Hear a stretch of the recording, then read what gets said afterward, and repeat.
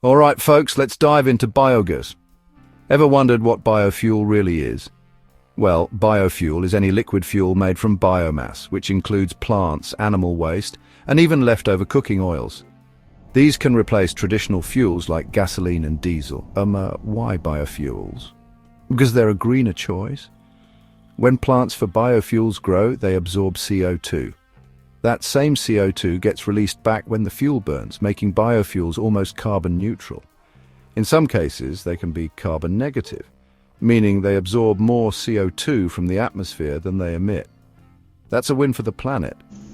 Now, one major perk of biofuels is that they can reduce CO2 emissions without needing to change our existing infrastructure, and yep, you can use them in your current vehicle. Plus, they can be mass-produced like other biotechnology products. Imagine transporting them through our existing pipelines. Cool, right? So let's talk about advanced biofuels. Currently, we produce biofuels in different ways.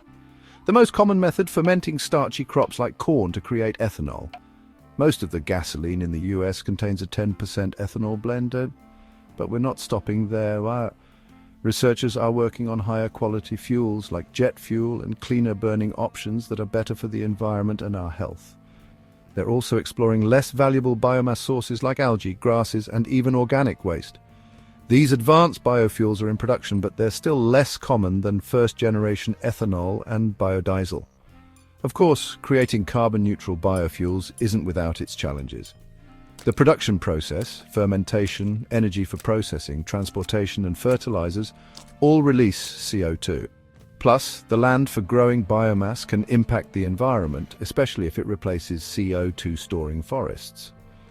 So, the effectiveness of biofuels really depends on how they're produced and consumed. But with continued research and development, biofuels hold great promise as a climate solution. Thanks for tuning in, and remember to stay curious. And do not forget to like, comment, and share.